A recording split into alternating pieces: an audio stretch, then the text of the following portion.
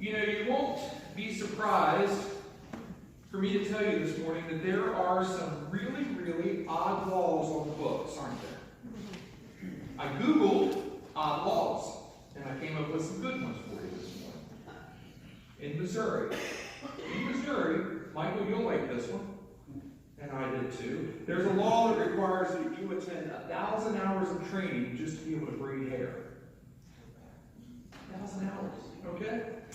I broke the law many times just braiding Mary's hair. So, in Connecticut, Kathy, this one's for you.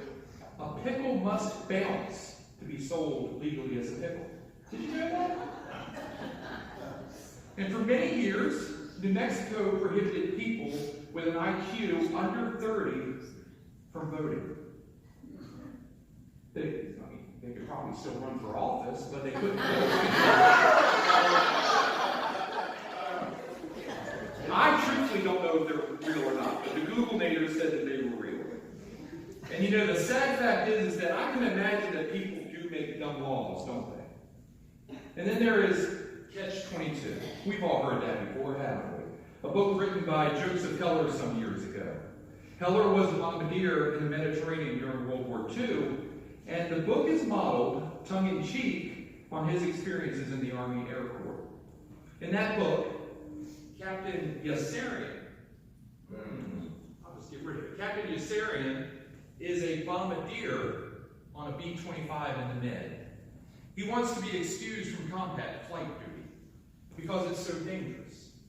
The only way he can be excused is to be diagnosed as insane by the flight surgeon. However, it is clear that no sane person would want to fly combat missions. By trying to get excused, he demonstrated that he is in fact sane, and therefore fit to fly.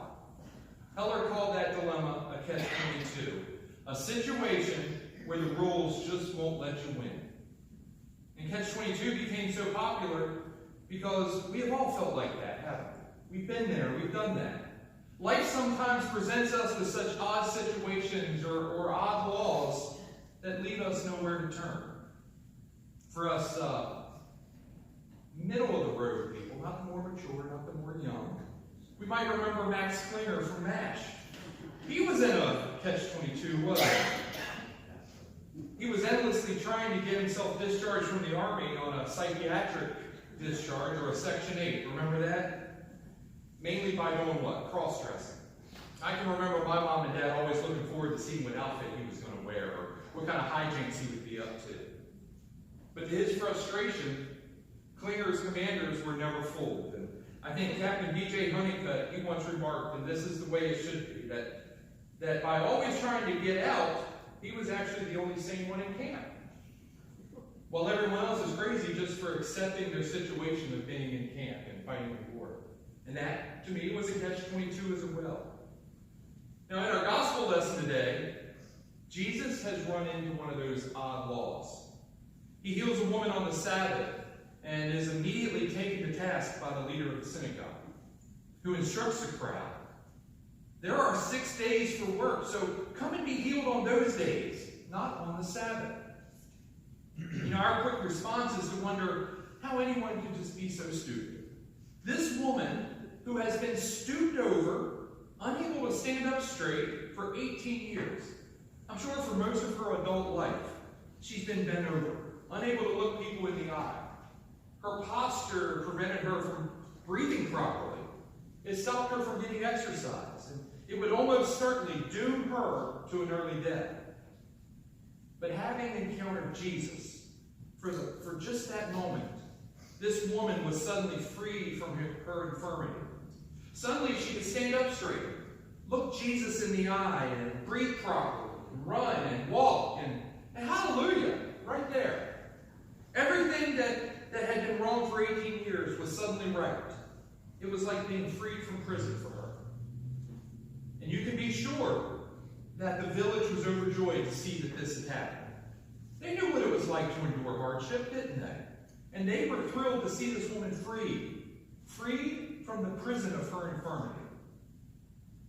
But the synagogue leader, a religious man who presumably cared about the people in his charge, he only had this to say. There are 6 days for work, so come and be healed on those days, not on the Sabbath. When Jesus cured this woman, and she stood up straight for the first time in 18 years, she was delighted. And she found exactly the right way to express her delight. Luke says that she straightened up and praised God. How could anyone find fault with that, you know? But the synagogue leader, all he could say was, there are 6 days for work, so come and be healed on those days, not on the Sabbath. Talk about a stick in the mud, a real killjoy. If there were ever someone who failed to get it, I think it was this synagogue leader. This woman was thrilled at her newfound freedom. The crowd shared in her joy. But this synagogue leader could only say, there are 6 days for work, so come and be healed on those days, not on the Sabbath. You know, but I'm going to confess something to you this morning. And you might find it hard to understand. But I have a certain amount of sympathy for that synagogue leader. I know the synagogue leader is the bad guy in this story. And anyone who admits sympathy for him is likely to end up on your bad guy list too. I don't want to be on your bad guy list, but the synagogue leader here deserves a hearing, okay? And if I don't help him, who will? The first thing in the synagogue leader's favor is that the 4th commandment prohibits work on Sabbath. It says, remember the Sabbath day by keeping it holy. 6 days you shall labor and do all of your work, but the 7th day is a Sabbath to the Lord your God. On it you shall not do any work, neither you, nor your son or daughter, nor your male or female servant, nor your animals, nor any foreigner residing in your towns. For in 6 days the Lord made the heavens and the earth, the sea and all that is in them. But he rested on the 7th day.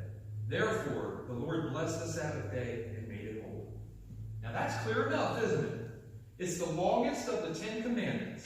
And God must have been really serious about working on the Sabbath. Now second, there wasn't any reason Jesus couldn't heal this woman on the next day. Now Sabbath regulations prohibited travel. So Jesus would be in town the next day. This woman wasn't going anywhere, was she? She had put up with her infirmity for 18 years. There was no reason why she couldn't tough it out just for one more day. Third, the synagogue leader was responsible for making sure that his townspeople observed the law. He had a job to do. And by God, he was doing that job, wasn't he? And fourth, to observe the law was to honor God. As nearly as the synagogue leader could tell, Jesus was deliberately violating the law, and quite unnecessarily at that. It was therefore guilty of dishonoring the Sabbath and dishonoring God. Maybe the synagogue leader was right, maybe the synagogue leader was wrong. But that's how he saw it. And you know, I admire his courage for challenging Jesus when he knew that Jesus was a formidable opponent. But then even though a part of me admires the synagogue leader, the rest of me has to admit that he was wrong. Jesus made that abundantly clear when he said, "You hypocrites, doesn't each of you on the Sabbath untie your ox or donkey from the stall and lead it out to give it water?" In other words, if God's law allows you to take care of livestock, doesn't it also allow you to take care of people? And isn't it okay to free this woman from Satan's bondage on the Sabbath? And isn't it okay to defeat Satan on the Sabbath? And isn't it okay to show a little godly compassion on the Sabbath? Luke concludes this story by saying, when he said this, all his opponents were humiliated, but the people were delighted with all the wonderful things he had done. You know, you can be sure that many of the members of the crowd had felt the lash of the synagogue leader's sharp tongue. And at some point in their lives, that was his job, keep people in line. And I'm sure that they all felt like cheering when Jesus put the synagogue leader in his place. They probably did. That's human nature. But for us, what do you think this story has to do with us today? You know, I think for one thing, it shows us that it isn't always easy to know what's right and what's wrong, is it? There are lots of people who go around today acting as they have all the answers. Turn on any so-called news station, liberal or conservative, and listen to the pundits. People at both ends of the spectrum like to pronounce themselves right and everybody else wrong. The issues are different today. You know, the hot-button issues today aren't whether it's legal to heal someone on the Sabbath, but how to deal with abortion, or who we're allowed to love, or illegal immigration, or global warming. And I think most of us probably have an opinion on each of those things. And that's okay. That's okay to have your opinion. But it's not fine when we act like it's my way or the highway. When we care more about our opinions than we do about people. When we no longer deal with other people in a charitable way. You know, sometimes when I get really busy and the pressure's on, I find myself getting uptight. And I unknowingly get short with my church family, members of committees, or my own family. For that, I am truly sorry as your pastor. But in times like those, I'm always reminded of a little saying that a colleague of mine he coined to help people like me to keep my priorities straight. His little saying was this. He said, people are more important than programs. End of subject. 6 short little words of our true purpose in life. People are more important than programs. And when I think about that little saying, I calm down a little bit. I try to put things in perspective. And I remind myself, people are more important than programs. And I think that's what the synagogue leader needed. Someone to tell him that he needed to lace his opinions with a bit of humility, a bit of charity, a bit of grace. In another setting, Jesus put it this way in Mark. He said, the Sabbath was made for man, not man for the Sabbath.